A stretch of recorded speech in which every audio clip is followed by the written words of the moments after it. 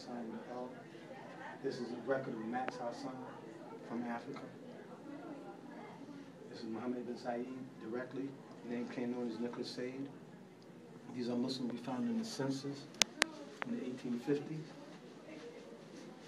He's from Ohio. His name is Henry Allah, came from Ireland.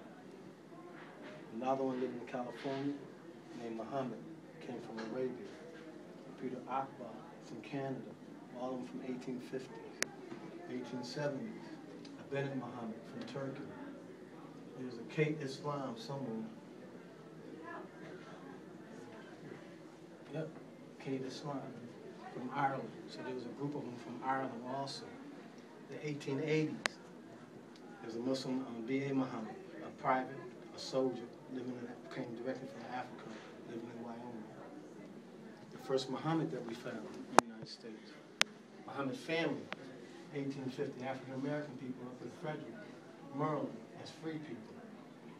This Muhammad family, matter of fact, they say Grady, the first astronaut, African-American astronaut, was a descendant from this Muhammad family.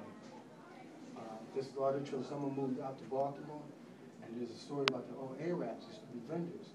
Some of them was descendants of this Muhammad. We traced them back at least to 1960. Some of them still living with the name Muhammad. This is a 1923 tombstone of Jeremiah Muhammad who passed. This is an obituary we're talking about. And one of them moved out to Nebraska. They were advertising Omar Capons. And then one of his daughters, Margaret Hagan, this is her up here, Margaret Muhammad. She took on this Hagan's name, even though he had a wife. She became a famous seamstress. She had been in Philadelphia, Washington, and in Baltimore. This is an obituary of a woman named Lizzie Gray that a slave master wrote talking about Muhammad, and Mecca was Christ and Muhammad was one. The first house built was in Mecca. But a slave master wrote about it. Then you had the Muslim amongst the Seminole Indians, Ibrahim. And this is the first East African that I found. This painting hangs up in New York City today in the City Hall on the 3rd floor of the Art Commission office. Came from Zanzibar. Bahrain, popular families of the Bahrain. Then this is a story talking about Abdul Rahman, Prince of Slave. People asked did a movie about him. Yeah. The original letter. This is why we celebrate every year. For the last 5 years, we celebrate October as American Islamic Heritage Month.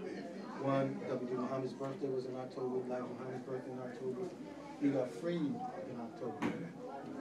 So we've been issuing a proclamation every year from the Washington, D.C.'s mayor in October as American Islamic Heritage Month. Hope we can extend it. Yeah. And get some type of proclamation from the president. And this is his letter talking about he came from Timbuktu.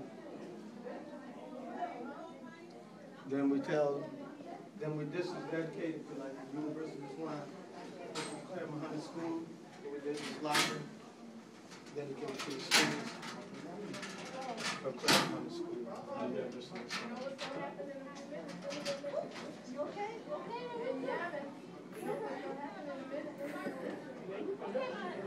That was my life.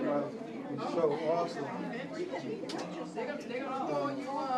the Shriners, the Masons, with the influence of Islam. This is a Shriner temple in Richmond, Virginia, looking like a one in New Brunswick, North Carolina, Rigo Center in Chicago. This is a certificate saying Assalamu alaikum, and they're using ayah for the Quran. The pyramid in Memphis. This looks like the Dome of the Rock with the St. Jude's Hospital. The Shriners hat from Abu Bakr for Syria. There's one that went on K Street too. That's right. Yeah. That's right. You see, not from the outside. That's right. Well, even on the outside, you can see the tower. They took the tower and the arch. This here is a Quran. You know, Elijah Muhammad built. This is where he built the Nation of Islam from. Even though you got number 1, number 2, number 3, Chicago was number 1. No, Detroit number 1, Chicago number 2, Milwaukee number 3, DC was number 4. It's the first one and only one that he built. And from here is where he's spread it out. When he got arrested in 42, he talked about the different temples that he established. But this is the one that he's began that work from. This is a Quran that he gave his minister. He brought in the 1930s. In the beginning, he was talking more Islam. Then later on, he switched and became more of a nationalist. and then do for separate. These are the early pioneers that went around. And this is Sultan Muhammad. And now when Muhammad got arrested, there's two guys that came. His brother, Willie from Chicago, and Sultan from Milwaukee. Both of them was taught from Herit Muhammad. But he got detained, but he didn't get arrested. He was already a World War I veteran. And he's buried in Arlington Cemetery today. This is a famous Muslim that was up in New York, New Jersey, James Shabazz, Isaiah Cream out of Baltimore. A lot of Elijah Muhammad's family converted to Islam. These are some of his aunts and sisters. And Malcolm and Young is the guy that started. You see him with the Quran. Matter of fact, Gordon Parks took this picture. Yeah. And Elijah didn't carry the Quran. He didn't teach from it. When was this picture from? This is from the 50s, when they have annual meetings at Elijah Muhammad's house. So Gordon Parks was taking a picture, and Wallace took him in. It's called Wallace over. He said, "Look, come on, take this picture." And he gave him that Quran to pick up. That's what he told me himself. He saw that picture.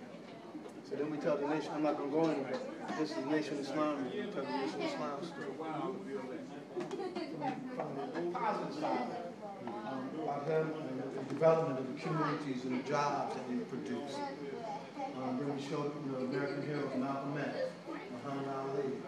Then we tell the story of Master Muhammad in their early period. And this is the first temple that was established by Elijah Muhammad in 1940.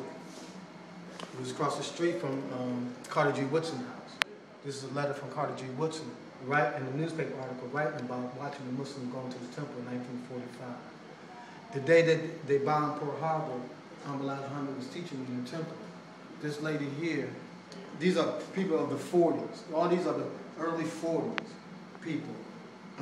She was in the temple the day they bombed Pearl Harbor. The newspaper was going on, extra, extra, read all about it. We used to watch the Superman shows that had it. But that's, she heard them tell me, and let them calm all down and be quiet, be all right. She was in the temple that day. And this shows you the ministers.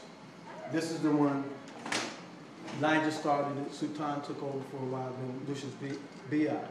It was under Lucius Biad that the temple was built from the ground up. It was under his leadership. And then in 1963, Malcolm took over for a few months. Then Elijah Shabazz took over. He was a mathematician. Matter of fact, Clinton gave him an honor for his mathematics. Was he at the anniversary in Virginia? I met him, man. And then Khalil Delalim, he was the first imam that was there as the transition imam.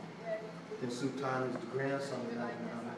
And then Yusuf Salim was the longest standing imam for 20 years.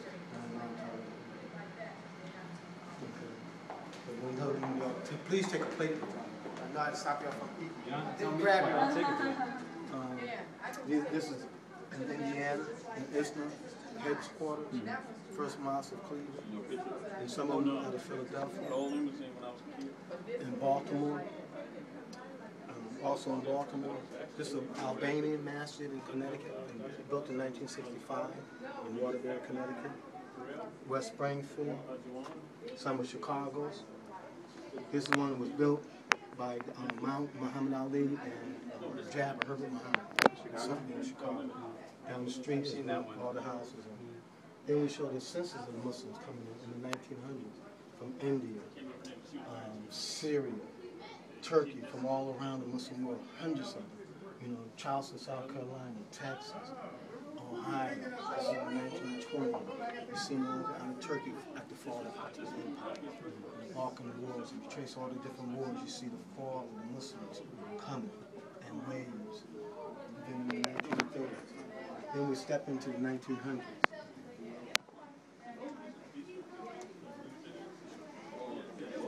Once again, all the Syrians coming.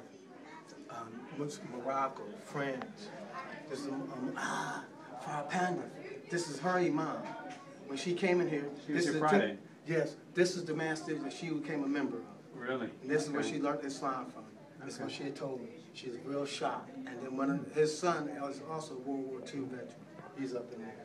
This here is a pyramid of a famous Muslim, Hajj Ali, nicknamed Hajj Ali. I wasn't a little too young to watch it, but I watched Cowboys. Cowboys